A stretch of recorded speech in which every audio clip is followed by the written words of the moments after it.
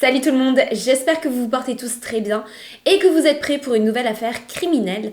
Et aujourd'hui, on va passer un très long moment ensemble. Je vous avais dit la semaine passée que je travaillais sur une affaire qui était un petit peu plus longue. Et bien la voilà. Accrochez-vous bien car l'affaire d'aujourd'hui est pleine de rebondissements. Vous n'allez pas croire jusqu'où les gens sont prêts à aller pour nourrir leurs addictions. C'est absolument incroyable. Et vous allez aussi voir qu'une fois de plus, les gens qui ont l'apparence la plus douce et la plus innocente sont parfois les plus dangereux. Mais avant que l'on entre ensemble dans les détails de cette affaire, je tiens à vous parler un petit instant de Dossier. Et pour ceux qui ne connaissent pas encore Dossier, sachez qu'il s'agit de la meilleure marque de parfums sur le marché. Il vous offre des parfums de très haute qualité qui ressemblent énormément à ceux de très grandes marques que vous allez retrouver dans les magasins de luxe, mais à très petit prix. Et ce que j'aime encore plus de Dossier, c'est que tous leurs parfums sont 100% vegan, écolo et non toxiques pour les animaux. Vous pouvez donc en profiter sans la moindre culpabilité. Vous allez trouver sur leur site internet un choix très large de parfums différents.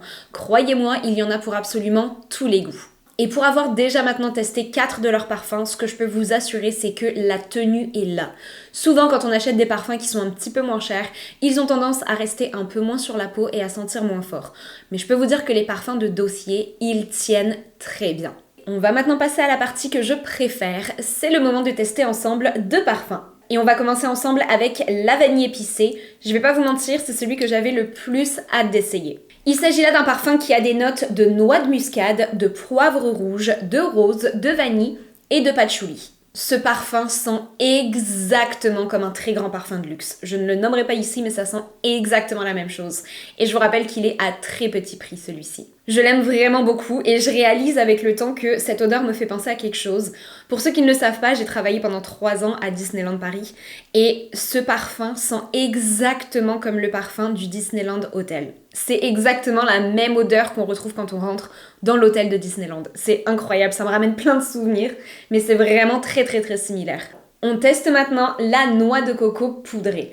Il est super doux et léger, ça sent comme l'été et en vrai j'ai les deux sur les poignets là, puis je trouve que les deux odeurs se mélangent parfaitement ensemble. Je me demande si je vais pas commencer à les porter tous les deux en même temps. C'est maintenant à votre tour de vous faire plaisir avec les parfums de Dossier ou de faire plaisir autour de vous d'ailleurs car Noël approche. D'autant plus qu'aujourd'hui, Dossier vous offre le plus gros rabais sur leur site que vous n'allez jamais trouver. Pour le Black Friday, le rabais va aller jusqu'à moins 55% sur la totalité du site. Et ceci va durer jusqu'au 30 novembre. Vous avez donc quelques jours pour en profiter. Ne manquez pas cette vente. Merci énormément à Dossier d'avoir été présent sur notre vidéo du jour. Et maintenant, je vais vous laisser vous installer bien confortablement car on va commencer.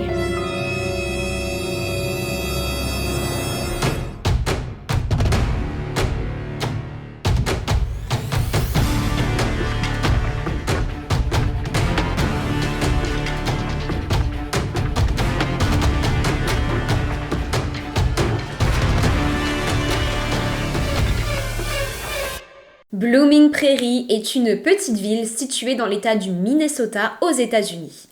Et quand je dis petite ville, il s'agit effectivement là d'une très petite ville, car elle n'est constituée que de 2000 habitants. Elle est entourée de champs de maïs et de soja et absolument tout le monde connaît tout le monde. Les habitants laissent la porte d'entrée de leur maison ouverte en tout temps et si jamais quelqu'un extérieur à la ville venait à se promener dans les rues de Blooming Prairie, cette personne allait très rapidement être remarquée. Et c'est donc dans cette petite ville calme et tranquille que vivent Lois Ann Ries et son époux David Leonard Ries. Lois est née le 28 février 1962 dans la ville de Rochester, située à environ 45 km de Blooming Prairie. Lois est l'avant-dernière de 5 enfants et elle est élevée par sa mère car son père de son côté travaille de très longues heures dans son emploi d'ingénieur au sein de la compagnie de technologie IBM. Et c'est durant son adolescence que Lois fait la rencontre de Dave Ries. Dave est lui né le 24 avril 1963 à Rochester, tout comme Lois. Les deux adolescents se rencontrent pour la première fois au lycée, où Dave est d'ailleurs connu comme étant le petit comique de service. Il ne cesse de faire des blagues aussi bien à ses camarades de classe qu'à ses professeurs d'ailleurs. Et entre Lois et Dave, le coup de foudre est immédiat, au point même qu'ils finissent par se marier alors qu'ils sont respectivement âgés de 19 et 20 ans.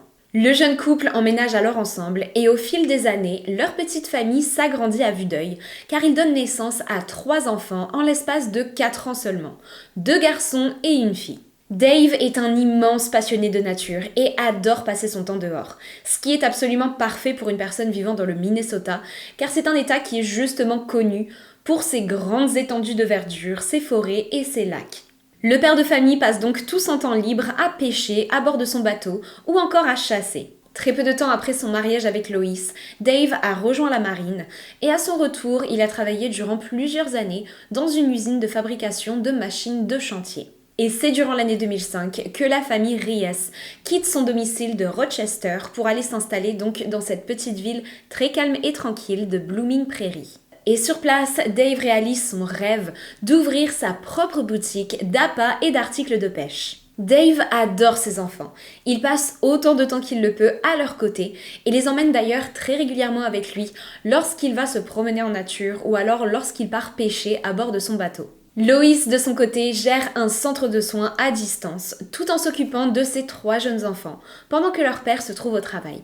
Et à côté de cela, elle s'occupe aussi énormément de sa sœur aînée qui se trouve être handicapée et qui a donc besoin d'énormément de soins et d'attention. Durant l'année 2006, soit environ 1 an après leur emménagement à Blooming Prairie, un accident terrible va secouer la petite vie tranquille de la famille Reyes.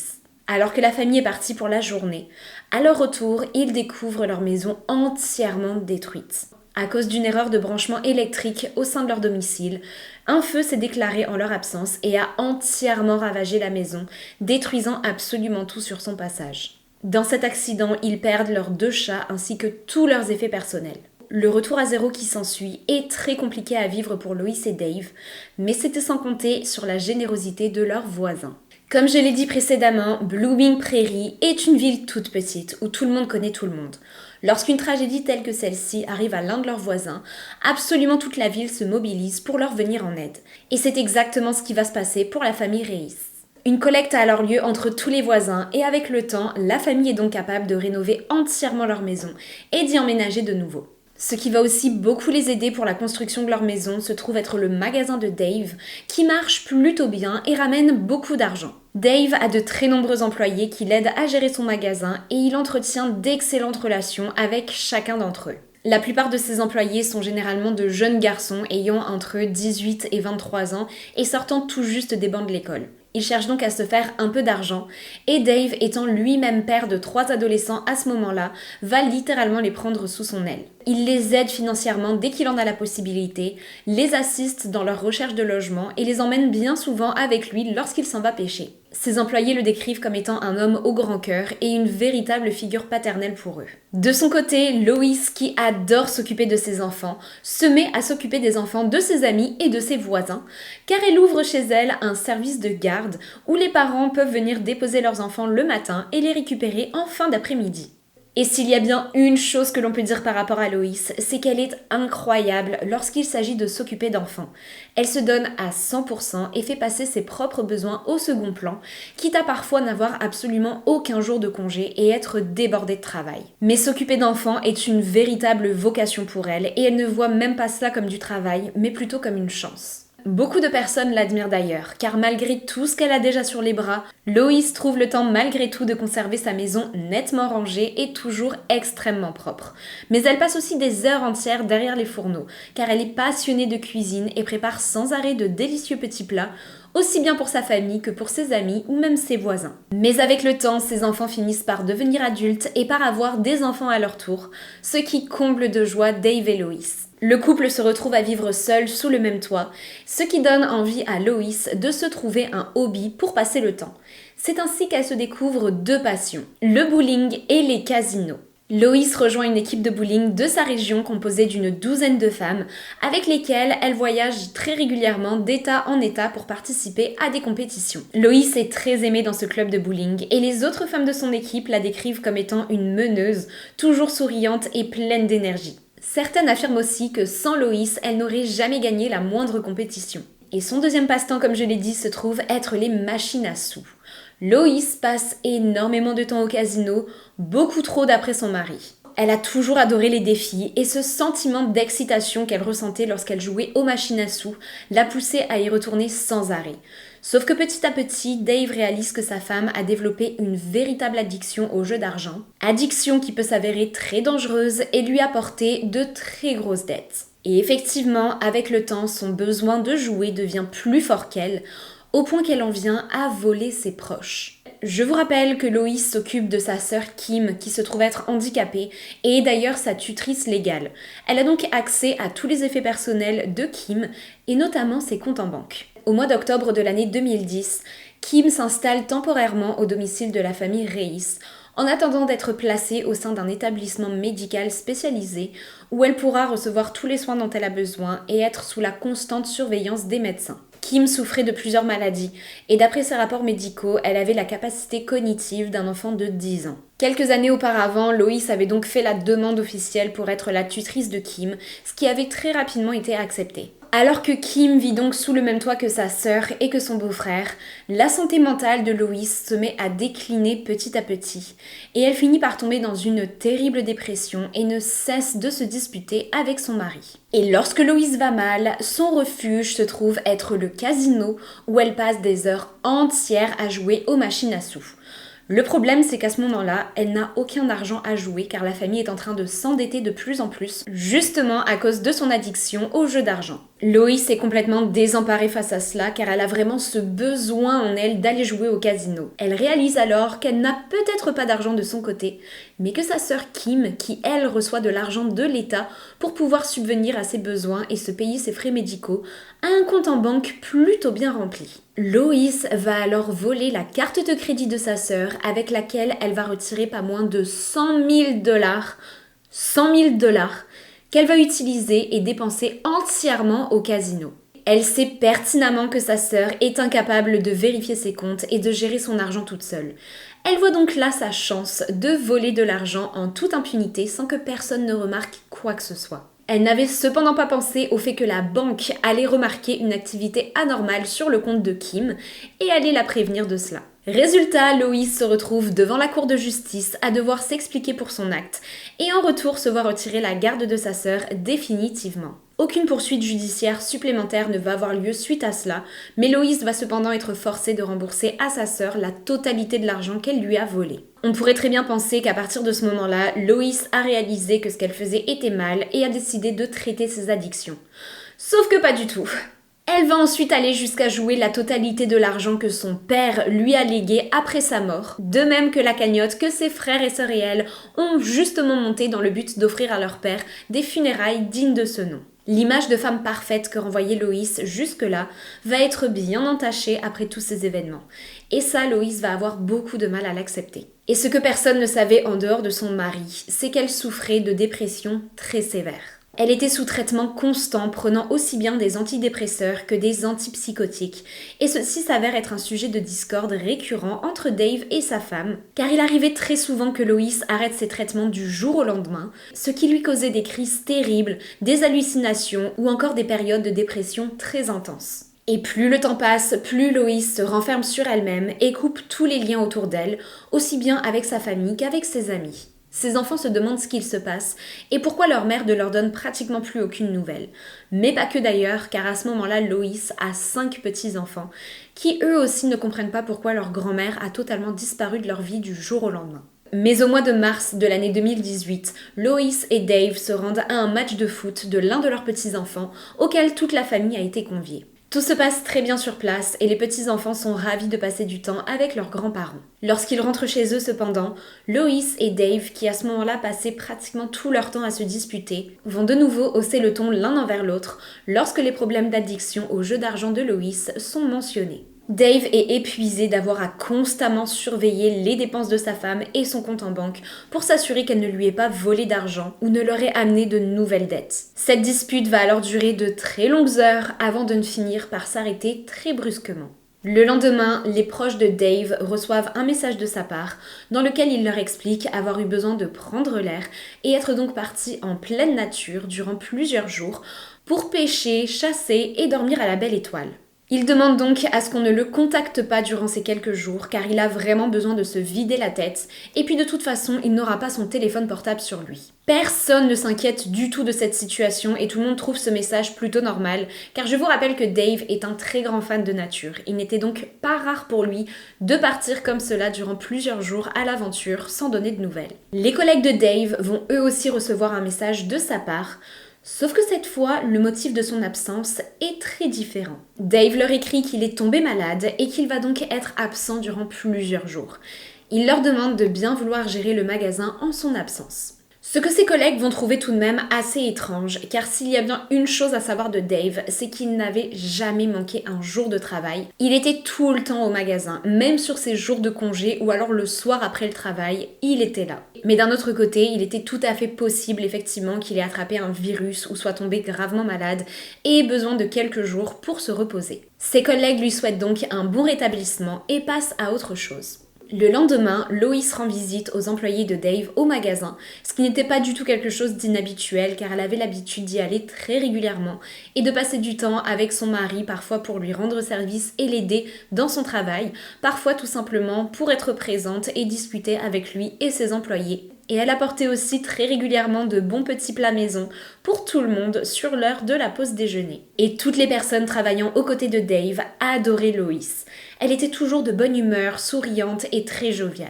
Mais ce jour-là cependant, Lois arbore un visage très sombre et semble être au plus bas. Lorsque quelqu'un lui demande comment se porte Dave, elle baisse soudainement le regard et d'une toute petite voix répond qu'il ne va pas bien du tout et qu'elle se doit de rester à son chevet. 3 jours plus tard, elle se rend de nouveau au magasin et explique cette fois-ci que l'état de son mari s'est nettement aggravé, qu'il ne cesse de se plaindre de douleurs terribles au niveau de son estomac et qu'elle va devoir l'emmener d'urgence chez le médecin le lendemain matin. Tout le monde est alors terriblement inquiet pour Dave et le lendemain, il ne cesse de contacter Lois pour avoir des nouvelles de l'homme et savoir comment il se sent. Mais Lois ne va jamais répondre. C'est seulement une semaine plus tard qu'elle se présente de nouveau au magasin, cette fois-ci avec une très bonne nouvelle.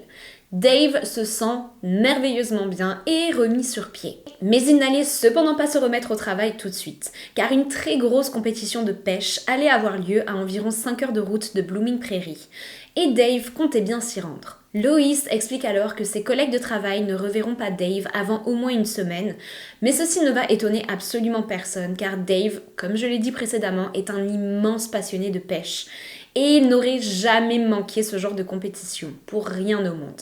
Ses collègues sont ravis de la bonne nouvelle et attendent impatiemment de revoir leur patron la semaine qui suit. Petit détail très important, le couple n'avait qu'un seul véhicule qu'ils se partageaient. Il ne conduisait pas suffisamment pour avoir le besoin de s'acheter une deuxième voiture. Lorsque Dave se rendait à des compétitions ou lorsqu'il partait en week-end, c'était donc lui généralement qui partait avec la voiture et Lois de son côté s'arrangeait avec ses voisins lorsqu'elle avait besoin d'être conduite quelque part. Et ça, absolument tous les proches autour du couple le savaient très bien, y compris les employés de Dave. La fameuse compétition de pêche se trouvait à 5 heures de route de chez eux. Il était donc tout à fait normal pour tout le monde que ce soit Dave qui prenne la voiture pour cette occasion. Et alors que la compétition avait déjà commencé et que Dave était supposé avoir quitté la ville 2 jours auparavant, l'un des collègues de Dave va croiser Lois en train de conduire la voiture du couple dans les rues de Blooming Prairie. Et il va immédiatement trouver cela très étrange. Ce jour-là, comme à son habitude, Lois se rendait à un casino situé à seulement 45 minutes de chez elle. Elle passait tellement de temps à l'intérieur de ce casino qu'absolument tout le monde là-bas la connaissait. Elle était devenue une habituée. Et alors qu'elle est en train de s'acheter un sandwich au restaurant du casino, elle pose une question plutôt étrange à l'un des employés. Elle lui demande quelle route est-ce qu'elle devrait emprunter si elle souhaitait se rendre en direction du sud pour quitter l'État.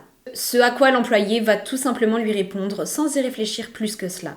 Mais vous verrez que cette étrange question va prendre tout son sens un petit peu plus tard dans notre affaire. Quelques heures plus tard, les proches de Dave qui commencent à s'inquiéter de la disparition soudaine de l'homme contactent la police pour leur demander de bien vouloir se rendre au domicile que partagent Dave et Lois, tout simplement dans le but de s'assurer que tout aille bien. Les policiers se rendent donc sur place, mais après avoir frappé à plusieurs reprises à la porte d'entrée et n'avoir reçu aucune réponse, ils décident d'entrer d'eux-mêmes et d'inspecter les lieux. Ils passent alors de pièce en pièce, et lorsqu'ils arrivent devant la salle de bain, ils remarquent que quelque chose de l'autre côté de la porte les empêche d'entrer. Ils vont alors forcer et être finalement capables d'ouvrir la porte et d'entrer, et c'est alors qu'ils tombent sur un corps sans vie. Le corps de Dave Reis. Dave est enroulé dans des couvertures et il a été assassiné à l'aide d'une arme à feu. On lui a tiré dessus à 3 reprises. De nombreuses serviettes de toilette ont été placées sous la porte, dans le but d'empêcher le sang et surtout les odeurs de s'en échapper. Aucun doute possible pour les policiers, le corps se trouve là depuis déjà plusieurs jours, voire même pas loin d'une semaine. Les officiers de police sont sous le choc de cette découverte et se demandent ce qui a bien pu arriver à Dave et surtout où se trouve sa femme Lois. Les enfants du couple sont immédiatement contactés et informés de la mort de leur père. Et absolument tout le monde est effondré. Dave était un homme incroyable et généreux que tout le monde aimait. Sa perte a terriblement bouleversé toutes les personnes qui le connaissaient. 7 jours plus tôt, il était sorti dans un bar avec des amis. Et après cela, il n'a plus jamais été revu. La question que tout le monde se pose à ce moment-là est où est Lois ? Certains de ses effets personnels ont disparu, de même que la voiture du couple, et elle est totalement injoignable. Les policiers en sont pratiquement certains, elle est la coupable et elle a pris la fuite. Pas une seconde à perdre pour eux, un avis de recherche pour retrouver Lois est immédiatement lancé. Alors que les policiers continuent leur enquête et tentent de comprendre ce qui s'est passé et surtout ce qui a bien pu pousser Lois à agir de la sorte, ils réalisent que 2 chèques de très haut montant adressés au magasin de Dave ont été déposés sur le compte personnel de l'homme avant de n'être retirés en cash. Et la date à laquelle le dépôt et le retrait d'argent a eu lieu coïncide étrangement avec la date à laquelle les policiers suspectent que le meurtre a eu lieu. Ils réalisent donc très vite qu'après avoir assassiné son mari, Lois a elle-même déposé tout cet argent sur le compte personnel de son mari, dans l'espoir de ne pas attirer l'attention sur elle, avant de ne retirer l'argent et de ne prendre la fuite les poches pleines. Et à force de fouiller au travers des effets personnels du couple, les policiers qui à ce moment-là se demandaient encore quelle pouvait bien être la raison derrière ce crime, finissent par tout comprendre. Ils avaient en premier lieu pensé à une infidélité ou un cas de violence conjugale, mais la réalité c'est que Lois avait commis tout cela à cause de son addiction au jeu d'argent. Ils comprennent tout cela en tombant sur les nombreuses dettes du couple et en découvrant que Lois est par le passé allée jusqu'à voler sa propre sœur pour nourrir son addiction. Et préparez-vous car ça n'est pas fini du tout. Cette affaire ne fait que commencer. Alors que tout le monde la recherche, Lois de son côté est déjà bien loin. Elle a parcouru près de 3500 km en voiture pour se rendre jusqu'en Floride. Et croyez-le ou non, mais tout le long de la route, alors qu'elle descendait du Minnesota jusqu'en Floride, elle n'a cessé de s'arrêter pour aller jouer au casino. Et ce, avec l'argent qu'elle venait de voler à son défunt mari. Lois finit par être capable de rejoindre la Floride et une fois sur place, son plan est de passer inaperçu et de continuer à vivre sa meilleure vie. Et elle a un plan bien précis pour être capable de se fondre dans la masse, mais pour le mettre à exécution, elle a besoin d'une 2e personne. En Floride, Lois sort très régulièrement dans des bars dans le but de rencontrer de nouvelles personnes. Et c'est justement là que son chemin croise celui d'une femme ayant environ le même âge qu'elle, du nom de Pam Hutchinson. Pam est une femme de 59 ans, pétillante, pleine d'énergie et surtout très sociable. Lorsque Lois l'aborde, Pam est donc ravie d'avoir quelqu'un à qui faire la conversation. Les 2 femmes se découvrent alors énormément de points en commun. Lois explique à Pam être veuve et avoir très récemment perdu son mari avec qui elle avait passé pas moins de 35 années. Mais elle aimait bien évidemment de préciser que c'est elle qui a tué son mari et qu'elle est recherchée par la police de tout l'État. Et le fait que Lois soit veuve va attirer immédiatement l'attention et la sympathie de Pam, car elle se trouvait justement à ce moment-là dans ce coin précis de la Floride pour rendre visite à une très bonne amie à elle qui venait de perdre son mari. Mais les 2 femmes vont aussi s'amuser de leur similarité physique. Elles sont toutes les 2 blondes, font la même taille et ont à peu près la même carrure et les mêmes traits du visage. Mais ce que Pam ne savait pas à ce moment-là, c'est que Lois le savait très bien tout cela. Et c'est d'ailleurs la raison principale qui l'a poussée à entamer la conversation avec Pam. Ce soir-là, les 2 femmes vont passer plus de 3 heures au bar à discuter de leur vie et à enchaîner les verres. Et à la fin de la soirée, des caméras de vidéosurveillance les capturent toutes les 2 en train de quitter le bar et de marcher en direction du logement que Pam avait loué pour la semaine. Je précise que Pam était résidente de la Floride, mais l'amie à qui elle venait rendre visite se trouvait à plus d'1 heure de route de chez elle. Elle a donc décidé de louer un appartement pour la semaine, pour être plus proche de son amie et pour pouvoir profiter de ces quelques jours pour se reposer et visiter certains endroits qu'elle ne connaissait pas. Pam était supposée quitter sa location le jeudi 5 avril pour reprendre la route et rentrer chez elle. Mais elle passait un si bon moment sur place qu'elle a décidé à la dernière minute de prolonger son séjour d'1 nuit et de ne repartir que le vendredi. Le jeudi, Pam profite donc de sa dernière journée sur place avant de ne reprendre la route le lendemain et rejoint sa nouvelle amie Lois au soir dans un restaurant-bar du nom de Smoking Oyster. Les deux femmes passent à nouveau un temps fou ensemble, à rire, enchaîner les cocktails et partager leurs histoires personnelles. Durant la soirée, alors que Pam se trouve aux côtés de Lois, elle échange plusieurs textos avec son amie veuve qu'elle était justement venue voir en Floride, ainsi que son agent immobilière, car à ce moment-là, elle cherchait à s'acheter un nouvel appartement. Mais alors qu'elle est en plein milieu de ces deux conversations, aux alentours de 19h, brusquement, Pam ne donne plus la moindre nouvelle et ne répond plus aux messages. Son amie va alors s'impatienter et tenter de l'appeler, car les deux femmes étaient supposées se rejoindre ce soir-là pour passer du temps ensemble avant que Pam ne reprenne la route le lendemain matin. Mais elle ne va pas avoir la moindre réponse. L'agent immobilière de Pam va elle aussi s'inquiéter de ne pas avoir de nouvelles, mais avec du recul, elle va se dire que Pam est en vacances et qu'elle a peut-être envie de profiter, de relaxer et de laisser toutes ces histoires d'achat immobilier à plus tard. La nuit passe et le lendemain matin, aux alentours de 8h30, la réceptionniste du building où Pam avait loué son appartement reçoit un appel provenant de l'une des chambres du bâtiment. À l'autre bout du fil, Pam s'extasie de la journée incroyable qu'elle a passée la veille et explique avoir décidé d'aller faire du bateau avec ses nouveaux amis. Elle demande alors à la réceptionniste s'il est possible pour elle d'ajouter quelques nuits supplémentaires sur sa carte de crédit, car elle souhaite prolonger son séjour. La jeune femme accepte immédiatement et charge le prix de 3 nuits supplémentaires à Pam. Environ 2 heures plus tard, Pam est aperçue en train de quitter son logement, après quoi elle se rend dans une banque où elle se présente au comptoir, discute un instant avec la réceptionniste et retire 5 000 $ de son compte avant de monter à bord de son véhicule et de ne prendre la route. Et pendant que tout ceci se passe, la famille de Pam s'étonne de n'avoir aucune nouvelle de sa part. Pam a toujours été très active sur les réseaux sociaux. Il était impossible pour elle de passer une journée sans publier de petits messages ou de photos. Mais soudainement, c'était le silence radio. Elle n'avait pas publié quoi que ce soit depuis plus de 24 heures et ne répondait à aucun des messages de ses proches. D'autant plus qu'elle était supposée être déjà rentrée chez elle à ce moment-là. Ses proches n'avaient pas la moindre idée que Pam avait décidé à la dernière minute de prolonger son séjour. Les jours passent et pas la moindre nouvelle de Pam.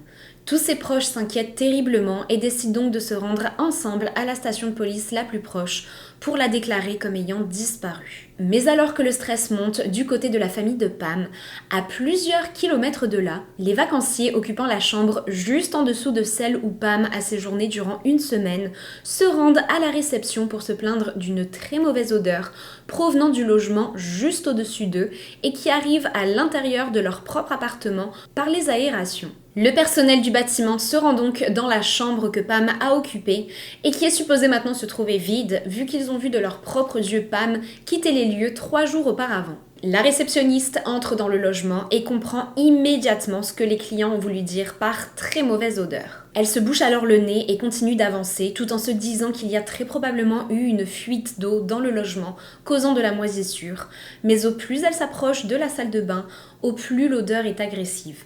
Et lorsqu'elle ouvre la porte, elle se retrouve nez à nez face à une scène d'horreur. Une femme proche de la soixantaine se trouve allongée sur le sol sans vie et son corps a été recouvert de serviettes. Sur ses jambes se trouve un oreiller perforé par une balle et une autre blessure par balle est découverte au niveau de son poumon, probablement le coup lui ayant ôté la vie. La balle l'a transpercée par son dos pour ressortir de l'autre côté et venir se loger directement dans le rembourrage de son soutien-gorge. Des litres de sang se trouvent autour du corps et des serviettes ont été utilisées pour bloquer le dessous de la porte de la salle de bain pour éviter que les odeurs ne s'en échappent.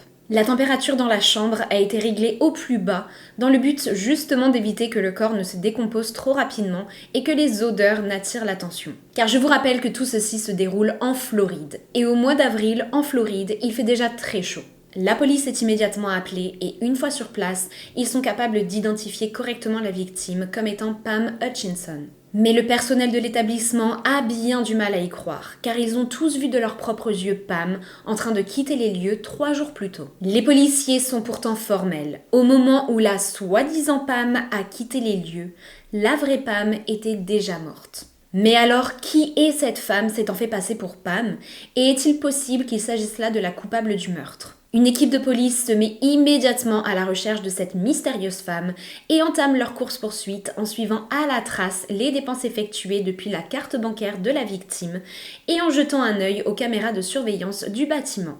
Et bingo! Sur les images de caméras de surveillance, les policiers reconnaissent immédiatement Pam en train de se diriger vers sa chambre accompagnée d'une femme ayant à peu près le même âge qu'elle et les mêmes traits physiques. Quelques heures plus tard, l'inconnu accompagnant Pam quitte sa chambre, se dirige jusqu'au parking de l'hôtel et monte à bord d'un véhicule immatriculé au Minnesota. Elle prend alors la route mais finit par revenir et retourne dans la chambre de Pam pour ne la quitter qu'au petit matin.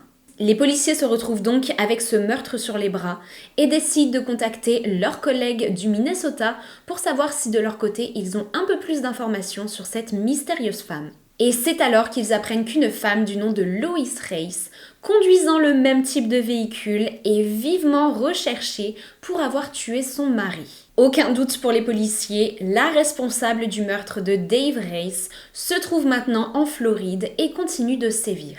La voiture que conduisait Lois est retrouvée abandonnée sur un parking non loin de l'endroit où le corps de Pam Hutchinson a été découvert, tandis que la voiture de la victime a, elle, disparu.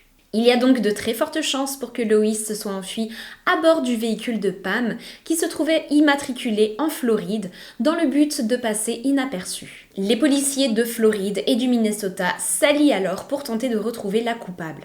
Et après avoir échangé les images de caméras de surveillance et avoir comparé les photos des 2 scènes de crime, ils réalisent que le mode opératoire est exactement le même. Le meurtre par balle, les corps retrouvés dans la salle de bain, les serviettes sous la porte dans le but de masquer les odeurs et les corps recouverts eux aussi de serviettes. Tout est pareil. Les policiers sont terrifiés à l'idée que Lois ne continue de tuer sur son chemin et tentent donc de diffuser sa photo dans tous les médias possibles, tout en prévenant les citoyens que Lois a peut-être l'apparence d'une grand-mère ou d'une mère très douce et gentille, mais qu'il ne faut surtout pas se fier à cette apparence trompeuse, car il s'agit là d'une tueuse en fuite très dangereuse qui n'hésitera pas à sévir de nouveau. La crainte principale des policiers à ce moment-là est que Lois vole l'identité de quelqu'un, traverse la frontière avec le Mexique et disparaisse des radars à jamais. La seule petite chose qui les rassure, c'est que Lois n'a pas de passeport. Elle n'a jamais voyagé en dehors du pays, donc elle n'en a jamais eu besoin. Mais il n'est pas impossible qu'elle tue quelqu'un de nouveau, lui vole ses papiers et utilise son identité pour prendre la fuite. Des affiches sont alors dispersées à travers tout le pays, comprenant la photo de Lois ainsi que son nom, et incluant une récompense de 5 000 $ que les policiers sont prêts à offrir à toute personne retrouvant la trace de Lois, ainsi qu'un 1 000 $ supplémentaire de la part de l'État de la Floride pour toute information menant à son arrestation. Et les policiers ne pouvaient pas voir plus juste car effectivement le plan de Lois depuis le début était de passer la frontière avec le Mexique dans le but de disparaître à jamais. Alors qu'elle a repris la route, elle s'arrête en chemin dans la ville de Ocala qui se trouve toujours en Floride, dans laquelle elle réserve une nuit d'hôtel dans l'hôtel Hilton en utilisant les papiers d'identité et la carte bancaire de Pam. Elle passe la nuit sur place et le lendemain matin reprend la route en direction du sud du Texas. Mais devinez quelle est l'erreur que Lois va commettre et qui va venir chambouler son petit plan parfait. Eh bien, alors qu'elle est très proche de la frontière entre la Louisiane et le Texas, elle s'arrête dans un casino pour jouer car elle ne peut pas s'en empêcher. Elle va jouer avec une partie de l'argent volé à Pam et gagner 1 500 $. Lois est ravie, mais c'est à ce moment-là qu'elle va commettre une très grosse erreur. Lorsqu'elle va récupérer son argent avant de ne quitter les lieux, elle utilise sa véritable identité.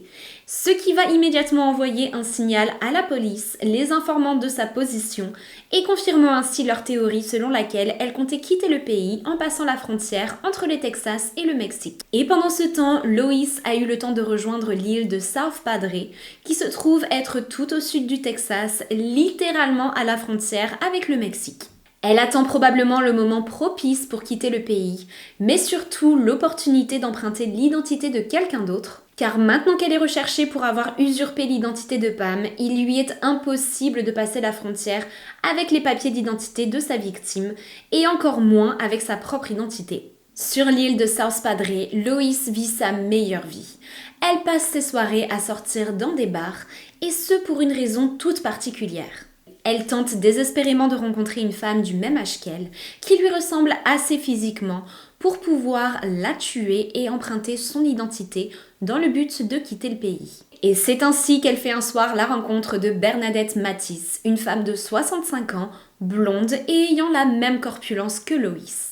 Mais lorsqu'elle se présente à Bernadette, elle prétend s'appeler Donna et être de passage au Texas pour rendre visite à des membres de sa famille. Bernadette se trouve assise seule à un bar lorsque Lois vient l'aborder. Les deux jeunes femmes vont alors discuter durant un long moment et finissent par échanger leur numéro de téléphone. Elles se séparent à la fin de la soirée et Lois envoie un SMS à Bernadette qui dit, et je cite, « Je suis très heureuse de t'avoir comme nouvelle amie. Sois prudente, on essaie de se revoir très bientôt. » Et Bernadette, qui n'avait à ce moment-là pas d'amis en dehors de ses collègues de travail, est ravie d'avoir reçu ce message et a elle aussi bien hâte de passer un peu plus de temps aux côtés de sa nouvelle amie Donna.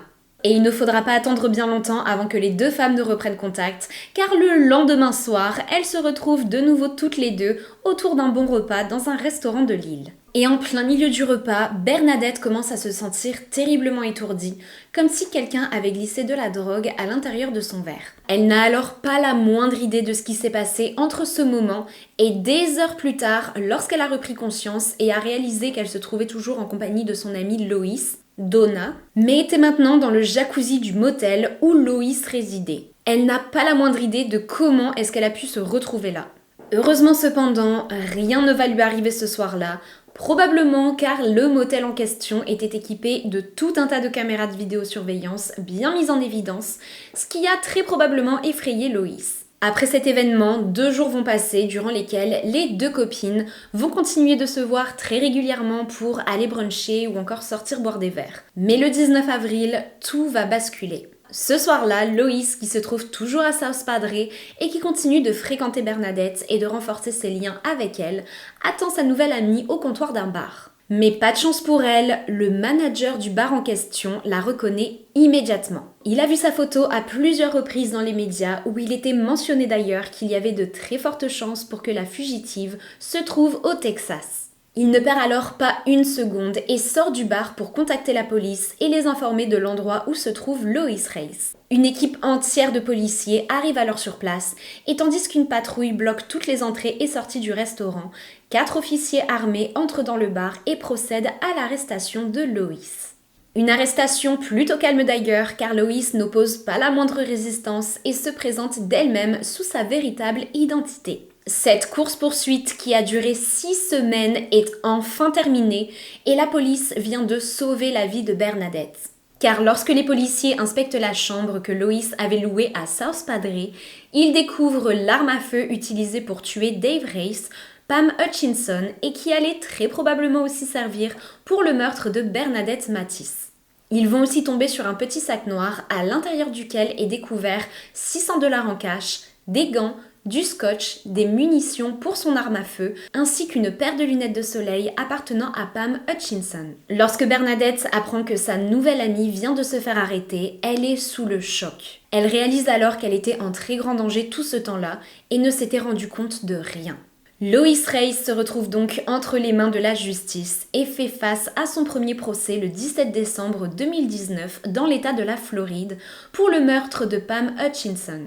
Lois est accusée de meurtre au premier degré et fait face soit à la prison à vie sans la moindre possibilité de libération conditionnelle, soit à la peine de mort. Elle va également plaider coupable pour vol qualifié d'un véhicule et utilisation criminelle des informations d'identification personnelle d'une personne décédée. Lois va tenter de plaider la folie en affirmant que tout ceci était lié avec les médicaments contre la dépression et les antipsychotiques qu'elle a arrêté de prendre des mois plus tôt, mais le lien entre les deux ne va jamais être fait et le juge pense plutôt que tout ceci a été motivé par sa soif d'argent et son addiction au casino. Et dans l'espoir d'échapper à la peine de mort, Loïs plaide immédiatement coupable et reçoit pour cela la peine de prison à vie.